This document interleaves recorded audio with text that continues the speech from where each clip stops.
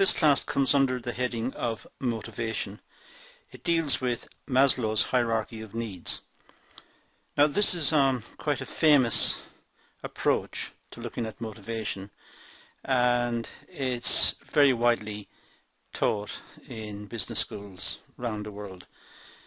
I think it would be wrong not to give it decent treatment on our course. So let's look at Maslow's hierarchy of needs. Abraham Maslow carried out his investigations into human behavior between 1939 and 1943. Maslow suggested that there are 5 sets of goals which may be called basic needs, and these are psychological, safety, love, esteem, and self-actualization, or if you like, self-fulfillment. So these sets of goals, these are what motivate people in work.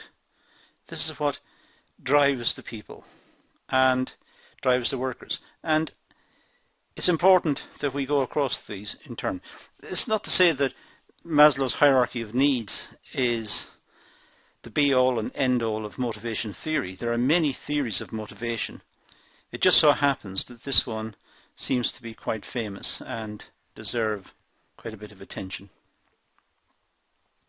So let's look at these goals: psychological, safety, love, esteem, and self-actualization. See what they're about.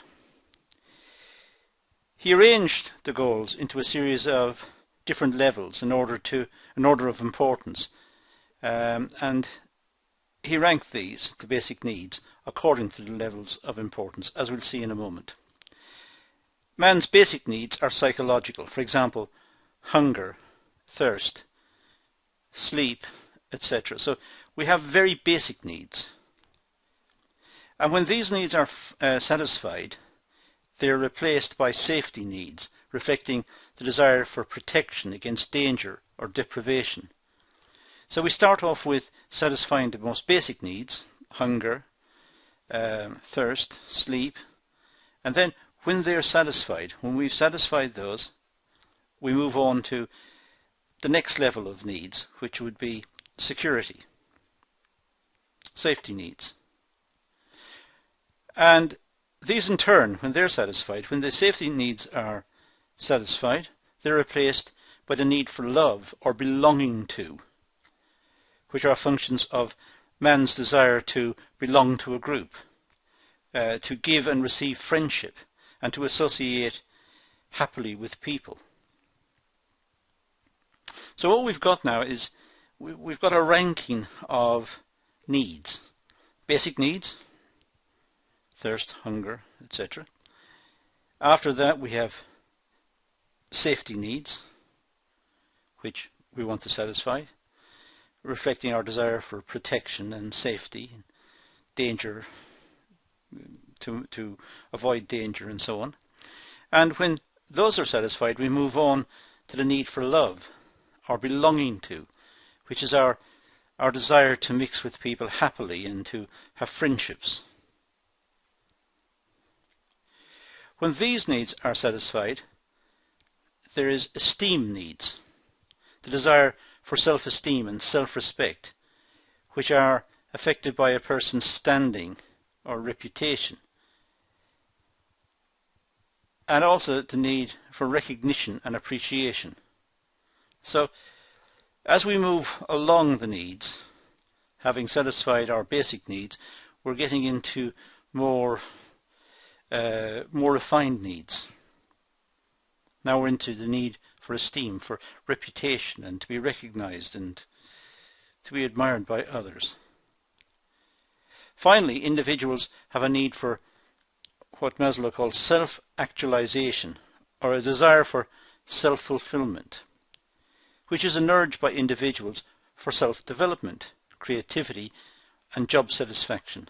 Self-actualization is when the person wants to be creative and wants to feel secure about all the other needs, feel that they have been achieved.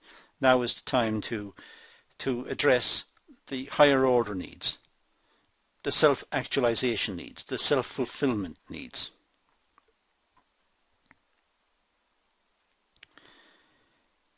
In the past, management reward systems have attempted to satisfy an individual's lower level needs for safety and psychological security, for protection against deprivation and a threat to a worker or his or her family.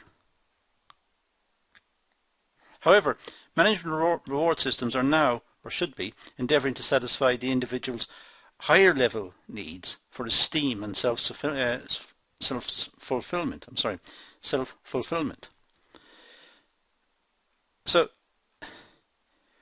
we now expect management to give opportunities to workers for advancement, for training, and to be creative in the workplace, and to be heard within the workplace, and to be respected within the workplace.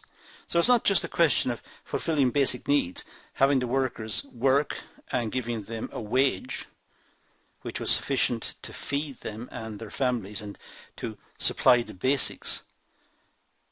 Now, in many societies and in many industries, in fact, people are looking for higher order needs to be fulfilled. Not just the wage, but a good working environment, respect in the workplace, and so on. The fulfillment of these needs motivates an individual to perform or work and meet their own ends, objectives or goals they desire to achieve. So if the opportunity is given, the workers will not just apply themselves more effectively in work by identifying with the organization and by being more motivated at work, but they will also themselves feel happier that they have opportunities to express themselves and to be creative and to be respected at work, and their opinions mean something. So it's a better overall experience for both the workers and for the employer. Now, Maslow grouped these headings into a triangle which has become very famous in the business and management area. And the triangle would look something like that. So if I can just put the cursor onto the screen, here we go. The very bottom one here is the psychological needs: food, water, shelter. The very basic ones, the very basic needs we all need. We need food and shelter, and we need liquid, and we need to quench our thirst when we're thirsty, and so on. So we have this very basic one down here. That must be fulfilled. The next one up is the security need, the basic need for security. Security in a family and in a society that protects against hunger and violence. So it's feeling safe. So we've got two basic needs here.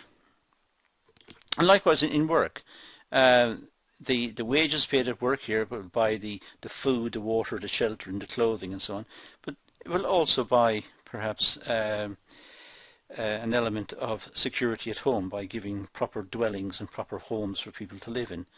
And also at work, the worker must feel secure and safe.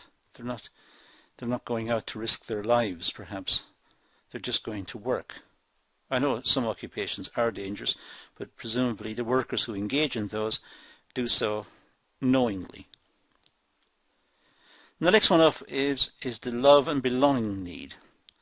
It's the need to belong and to be appreciated, and for friendship, to be recognized as living in a, if you like, a happy society, one where there are friendships, and it is possible for people to form into little groups or into groups and enjoy each other's company. And that could happen at work as well. They could work in teams which are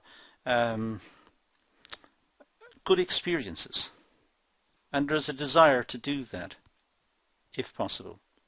Then we have the esteem need. This is unique to the individual. It's the individual looking for self-respect and to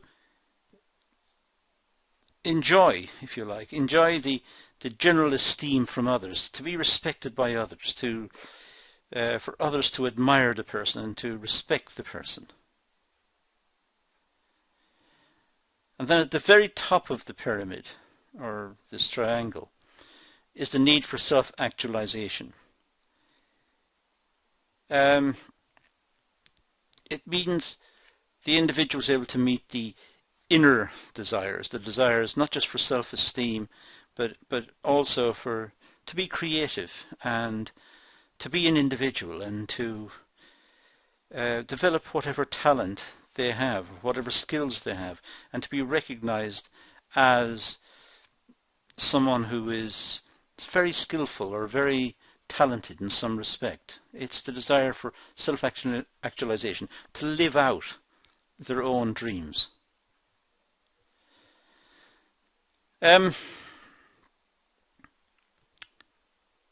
If we just look at that again in a slightly different triangle, that's probably easier to read, and that's really what we were saying. The etceteras in there you just fill out. So we have biological and psychological needs at the bottom, the need for air, food, drink, shelter, warmth, sex, sleep, and so on. So these are the biological needs. These are the very essentials. Next one up, protection, security, order, law, stability. We have a desire for those. We have a desire to live in a secure environment, in a stable environment, not one that's changing all the time and causing problems for us. And the belongingness and love needs, family, affection, relationships, the work group. So we have that need.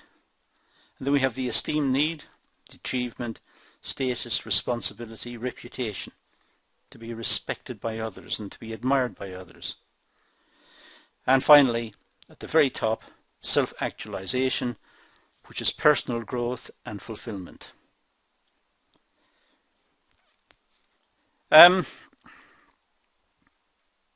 Just to note here that when Maslow put forward this, I mean, over time others added to it and modified it, and Maslow himself played around with it later, and that's a possible adaptation of the basic hierarchy of needs put forward by Maslow. So again, at the bottom we have the biological, psychological needs, which I mentioned earlier. The safety needs just above it, as before. Belongingness and love needs, family, affection, relationships, and so on, just above that. And then the esteem needs, achievement, status, responsibility, reputation, just above that. And then the self-actualization. Well, these are aesthetic needs. It's the arts, it's beauty, balance, form. It's the artistic side of us that needs to be fulfilled. Being able to enjoy a nice view of the countryside or of a seascape, or to enjoy a picture or a piece of music or a piece of poetry or whatever it is that people enjoy doing. It's the aesthetic need, is having the time and the capacity to enjoy it.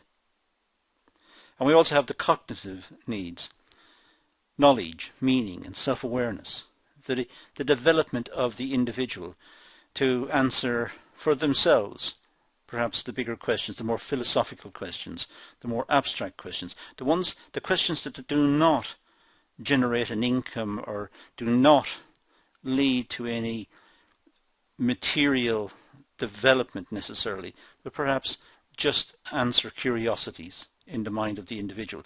And it's given the individual the time to develop that capacity and to be able to work, satisfy all the needs under, and then get to the stage where they have time and capacity to be able to do the things that they want to do.